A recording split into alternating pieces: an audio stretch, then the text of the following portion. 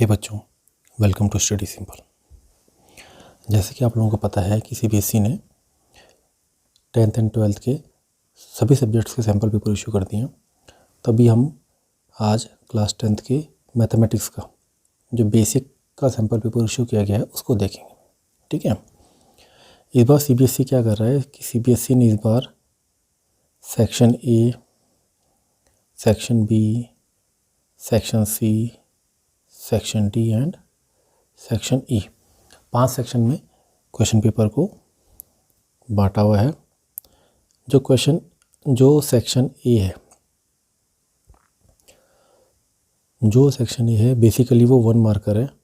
इसमें आपके 18 MCQs and 2 assertion and reasoning आएगा। ठीक है, सेक्शन बी में जो कि 2 मार्कर है इसमें 5 क्वेश्चन आएंगे। सेक्शन सी में आपके 6 क्वेश्चन जो कि 3 मार्क्स के होंगे। इसको 1 कर देते हैं, इसको 2, 3। सेक्शन डी जो है इसमें 4 क्वेश्चन पूछे जाएंगे, 1 क्वेश्चन 5 मार्क्स का होगा। एंड सेक्शन ई इसमें 3 क्वेश्चन होंगे, ये केस बेस्ड स्टडी वाले क्वेश्चन होंगे। ठीक है जी, तो टोटल जो क्वेश्चन आपके बनते हैं कितने होंगे? 20, 25, 35 और 3 38। 38 क्वेश्चंस आपको करने हैं पूरे के पूरे 3 घंटे में। ठीक, इतना क्लियर? 80 मार्क्स का आपका पेपर होगा। अब ये देखते हैं कि सैम्पल पेपर के हिसाब से अगर हम चैप्टर वाइज क्वेश्चन को देखें तो ये एमसीक्यू है, assertion reasoning. Then section B 2 marker, C 3 marker, D 5 marker, E case base. यहाँ पे मैं शुरू करूँगा केस बेस से। केस बेस स्टडीज़ के आपके 3 क्वेश्चन आएंगे। एक क्वेश्चन बनता है अर्थमेटिक प्रोग्रेशन से, दूसरा आएगा कोऑर्डिनेट ज्योमेट्री से और तीसरा आएगा हाइट एंड डिस्टेंस से। ठीक है, अब यहाँ पे ध्यान दीजिएगा कि यहाँ पे अर्थमेटिक प्रोग्रेशन से केवल एक ही क्वेश्चन बन रहा है, वो भी केस बेस स्टडी। ठीक, दूसरा हाइट एंड डिस्टेंस से भी एक ही क्वेश्चन बन रहा है, केस बेस स्टडी का। ओके, अगर हम 5 मार्क्स वाली बात करें मीन्स सेक्शन डी की 4 क्वेश्चन आने, एक बन रहा है आपका क्वाड्रेटिक इक्वेशन से, एक बन रहा है ट्राइंगल से, एक बन रहा है सरफेस एरिया एंड वॉल्यूम से और एक बन रहा है स्टैटिस्टिक्स से। ठीक है, सिमिलरली 6 क्वेश्चन आने हैं आपके section C, that is 3 marker question, एक रियल नंबर से, एक पॉलिनोमियल से, एक pair of linear equations in 2 variables, then circle, trigonometry and last probability. ठीक है, बड़े नंबर्स की अगर हम बात करें तो प्रोबेबिलिटी 3 नंबर में आ रहा है। ठीक है, ना तो 5 में, ना केस में, ना 2 में। ठीक, 2 मार्कर्स में अगर हम देखते हैं किसके चैप्टर से क्वेश्चन पूछे गए हैं सैम्पल पेपर में, तो पहला क्वेश्चन पूछा गया है pair of linear equations, then triangle, circle, trigonometry, then E related to circle. ठीक है, असर्शन एंड रीजनिंग की अगर हम बात करते हैं तो 2 असर्शन एंड रीजनिंग आई है, एक आई है रियल नंबर से और एक आई है कोऑर्डिनेट ज्योमेट्री से। ठीक है, सिमिलरली ये लिस्ट हो गई आपकी एमसीक्यूज मीन्स जो 18 एमसीक्यू आएंगे 1 मार्क्स के। ओके, अब यहाँ पे ध्यान दीजिए, 3 घंटे में आपको 38 क्वेश्चंस करने हैं। ठीक है, अगर हम चैप्टर वाइज देखें तो बेसिक का जो सैम्पल पेपर है, ठीक है, इसमें हाई स्कोरिंग चैप्टर एक तो ट्रायंगल हो गया, दूसरा ट्रिग्नोमेट्री हो गया। ठीक है, लेकिन अगर यूनिट के एलोकेशन की बात करें, ठीक है, तो यूनिट एलोकेशन में सबसे ज़्यादा नंबर आ रहे हैं आपके सेकंड यूनिट से, जो कि 20 मार्क्स का है।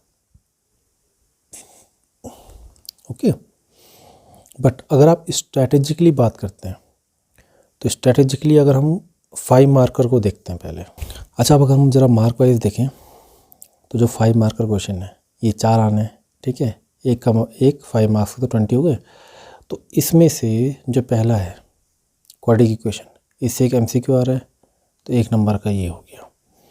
दूसरा 5 मार्कर है ट्रायंगल, इससे 1-2 नंबर का आ रहा है, एक सिंगल नंबर का 3 मार्क्स का ये हो गया। ठीक है, तीसरा 5 मार्क्स क्वेश्चन आ रहा है सरफेस एरिया एंड वॉल्यूम से, इससे 2 क्वेश्चंस एमसीक्यूज तो 2 मार्क्स ये हो गए। एंड फोर्थ क्वेश्चन जो 5 मार्कर का आएगा वो आएगा सरफेस स्टैटिस्टिक्स से, तो 2 इससे MCQ आ रहे हैं, तो 2 ये हो गए। टोटल 5 मार्क्स के जो 4 क्वेश्चन अगर उनकी आप प्रैक्टिस करने बैठते हैं तो आप 28 नंबर का कर रहे हैं। ठीक है जी। सिमिलरली अगर हम केस बेसिस स्टडी करें जो कि 3 क्वेश्चन आ रहे हैं, 2 क्वेश्चन आपके arithmetic progression and height and distance से आ रहे हैं, मतलब एक अर्थमेटिक प्रोग्रेशन एक हाइट एंड डिस्टेंस, इनसे और किसी सेक्शन का कुछ नहीं आ रहा। बस जो कोऑर्डिनेट ज्योमेट्री से आपका केस बेसिस स्टडी बनता है उससे एक असर्शन एंड रीजनिंग आ रही है और 2 MCQ और आ रहे हैं, तो मतलब 2 + 1 3 मार्क्स। तो केस बेसिस स्टडी के जो चैप्टर्स हैं अगर उसकी तैयारी करते हो आप तो 15 मार्क्स आपके ये आ गए। ठीक है जी। दोनों को अगर हम ऐड ऑन करते हैं तो 8 और 5 13, 2 3 2 और 1 3 और 1 4 43 मार्क्स।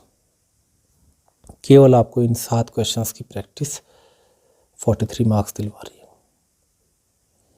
ठीक है। सिमिलरली अब अगर हम 3 मार्क्स के जो 6 क्वेश्चंस हैं,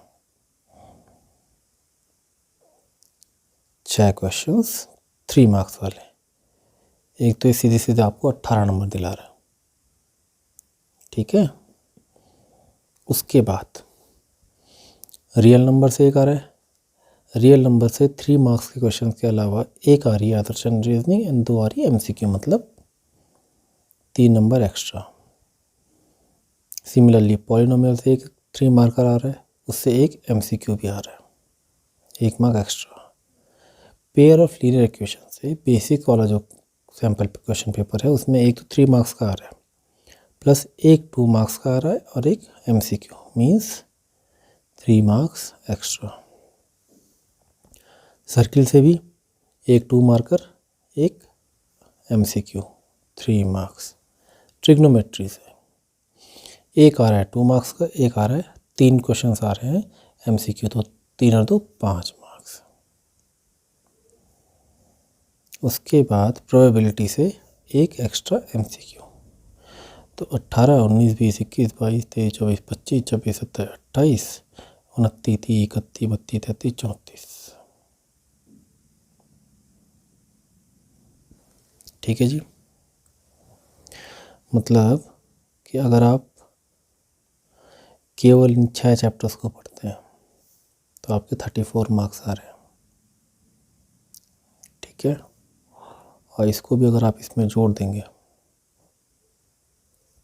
4 3 7 4 3 7, कितने हो गए? 80 का पेपर है, 80 में से 70, मतलब आपको 2 मार्कर्स के लिए तो पहले पढ़ना ही नहीं है। आई बात समझ में? ठीक है। देखिए CBSE जब सैम्पल पेपर इशू करता है तो वो कई चीज़ें इनडायरेक्टली उसमें समझाने की कोशिश करता है कि क्वेश्चंस कैसे आएंगे, क्वेश्चन कहाँ से आएंगे, क्वेश्चन का पैटर्न क्या होगा। ठीक है। अगर आप वो समझ गए तो आपकी तैयारी और आसान हो जाएगी। अब देखिए आपको करना क्या है। सबसे पहले तो या तो 4 चैप्टर पढ़ो या 6 चैप्टर पढ़ो। ठीक है। बात दोनों में ऑलमोस्ट सेम होगी। वह इसको अगर 4 चैप्टर का देखते हैं तो ऑन एन एवरेज 7 4 या 28, तो एक चैप्टर आपको 7 नंबर दे रहा है। लेकिन यहाँ देखते हैं तो एक चैप्टर आपको 5 पॉइंट समथिंग दे रहा है। ठीक। तो पहले यहाँ से जाना शुरू करें। एग्ज़ाम में भी ऐसे ही करना है। जब आप बोर्ड के एग्ज़ाम के लिए बैठेंगे या अगर अभी से तैयारी कर रहे हैं, सैम्पल पेपर भी हैं, तो पहले सॉल्व करिए 5 मार्कर क्वेश्चन। ठीक। 5 मार्कर क्वेश्चन जिस चैप्टर से आ रहे हैं पहले उस चैप्टर को अच्छे से पढ़िए, क्योंकि वो जो 4 क्वेश्चन है उसको सॉल्व करने के साथ साथ आपको टोटल 8 नंबर एक्स्ट्रा और मिल जाएंगे। ठीक है। तो 20 के 5 मार्कर हो गए, 28 मार्क्स आपको टोटल मिलेंगे। उसके बाद केस बेस्ड स्टडी के जो 3 क्वेश्चन हैं अगर उनकी तैयारी करते हैं, उनके चैप्टर्स को पढ़ते हैं ढंग से, तो आपको 3 मार्क्स और एक्स्ट्रा मिल जाएंगे। ठीक।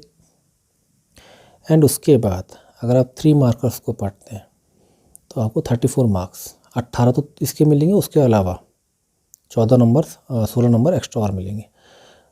तो ये हो गया आपका 6 4 10 3 13, तो एक चैप्टर बचता है, बस हो गया काम। ठीक। ठीक, that is your area related to circle, 3 number उसके आ गए। ठीक है जी। अब पढ़ना कैसे है, या तो आप पहले 5 मार्कर की तैयारी करिए, साथ में 3 मार्कर की तैयारी करें, क्योंकि 5 मार्कर आपको दिला रहा है 28 मार्क्स, 3 मार्कर आपको दिला रहा है 34 मार्क्स, टोटल हो गया 62। मीन्स केवल 10 क्वेश्चंस की तैयारी के लिए जो चैप्टर आप पढ़ेंगे, मीन्स टोटली 10 चैप्टर ही पढ़ेंगे, तो आपके 62 मार्क्स हो गए। ठीक है, और एन एवरेज आपका 6 पॉइंट समथिंग एक चैप्टर दिलवा रहा है। सेकेंड थिंग, CBSE ने साफ साफ कहा है कि अगर क्वेश्चन की रीसफलिंग होती है, क्योंकि उसका कहना यह है कि चैप्टर वाइज एलोकेशन, अब जो पहले यूनिट है उसमें एक ही चैप्टर है, तो चैप्टर वाइज एलोकेशन की बात ही नहीं होती है। ठीक है, लेकिन जो सेकंड यूनिट है उसमें 4 चैप्टर हैं।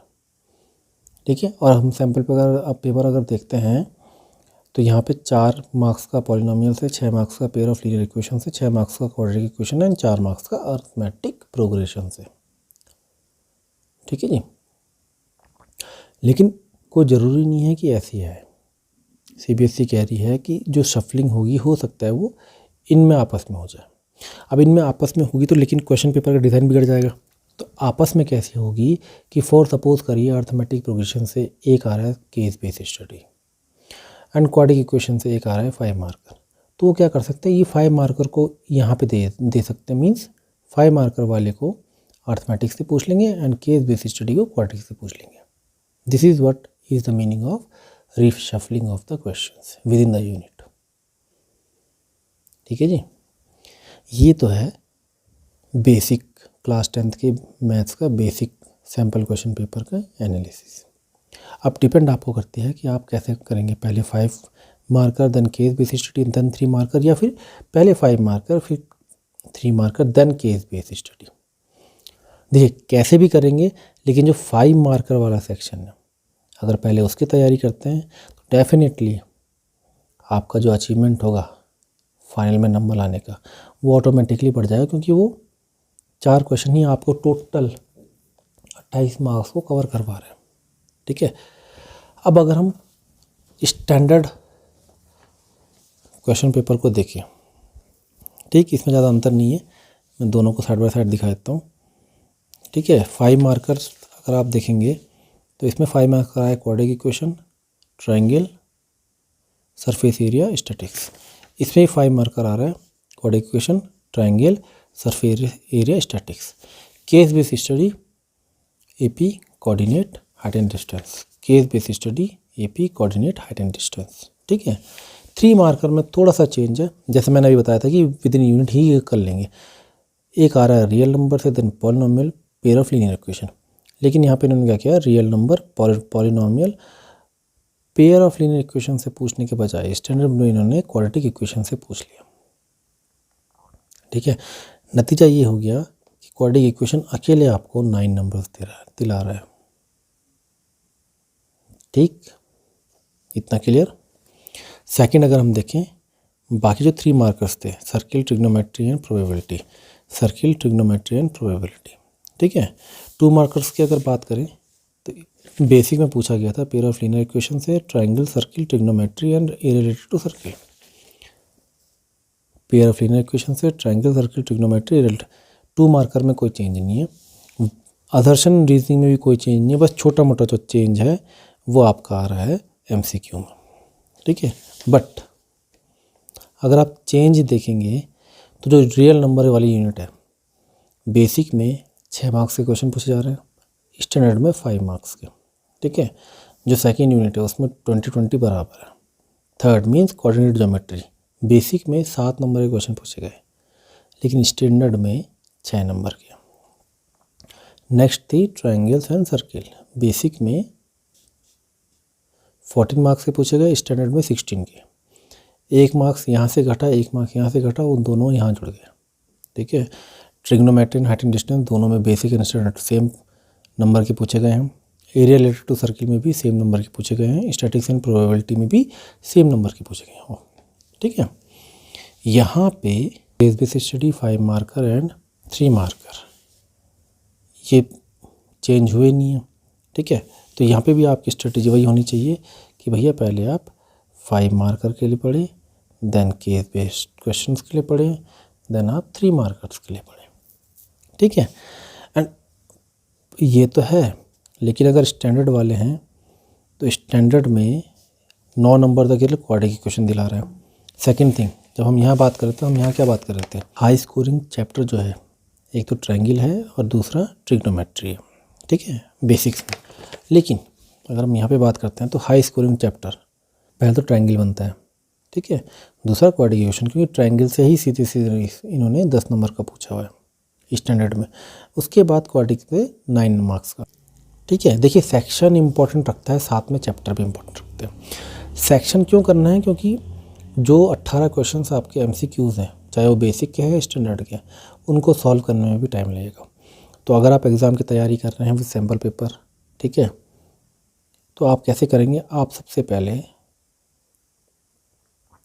सेक्शन डी को करेंगे, ठीक है, पढ़ेंगे भी पहले उसको, सॉल्व भी उसको करने की कोशिश करेंगे। उसके बाद मूव करेंगे सेक्शन ई पे, देन सेक्शन सी पे, ठीक है। पहला तो ये है कंफर्म, बाकी ये और ये आप पे डिपेंड करता है कि आपकी प्रैक्टिस कैसा है। पहले आपको सेक्शन ई करना है कि पहले सेक्शन सी करना है। इसके बाद जैसे सेक्शन सी हो गया, move to section B and last में सेक्शन ए। क्योंकि होता क्या आमतौर पे कि आपको टोटल 38 क्वेश्चंस करने हैं 3 आवर्स में, ठीक है। अगर पहले आप एमसीक्यू के चक्कर में पड़ जाएंगे, इसको सॉल्व करेंगे, हो सकता है आपके लास्ट में 7 क्वेश्चन यहाँ छूट जाए। यहाँ के 7 क्वेश्चन का मतलब क्या है, ये आपके 20 नंबर, ये आपके 12 नंबर, मीन्स 32 नंबर, ठीक है। और वहीं पे अगर आप यहाँ से शुरू कर रहे हैं और यहाँ के 7 क्वेश्चन छूटते हैं, तो 7 क्वेश्चन को छूटने का मतलब 7 नंबर, ठीक।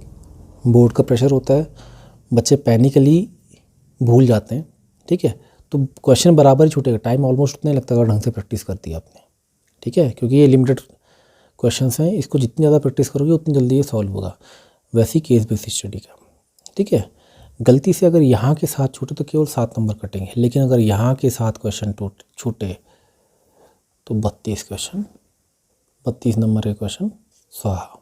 तो ये तो था क्लास 10th के मैथ्स का बेसिक एंड स्टैंडर्ड का सैम्पल क्वेश्चन पेपर की एनालिसिस, ठीक है। आई होप आपको ये समझ में आया होगा, और कैसे आपको अपने बोर्ड की तैयारी करनी है वो भी आप समझ गए होंगे। बहुत टाइम है, अक्टूबर, नवंबर, दिसंबर, जनवरी, 4 महीने बाद होते हैं। अगर अच्छे से करा, स्मार्ट स्टडी करी, कैसे कैसे जाना है, पहले 5 मार्कर्स में कौन कौन से चैप्टर है उनको कवर अप करना है, ठीक है। उनको कवर अप करते करते कितना हो जाएगा वो देखना है, ठीक है। फिर केस बेस्ड स्टडी वाले चैप्टर्स को देखना है, देन 3 मार्कर वाले चैप्टर को देखना है। ऐसा करेंगे तो आपका पेपर ईजिली तैयार भी हो जाएगा और आप हाई स्कोर भी अचीव कर पाएंगे, ठीक है जी। यहाँ तक क्लियर। नेक्स्ट सेशन में मैं आपको साइंस का, क्लास 10th के साइंस का जो सैम्पल पेपर है उसका भी ऐसी डिटेल एनालिसिस करके बताऊंगा कि आपको पढ़ना कैसे है, पढ़ना कहाँ से है, कैसे शुरू करेंगे, ताकि हमारे अच्छे से अच्छे नंबर आए, ठीक है बच्चों। तब तक के लिए please take care and thank you.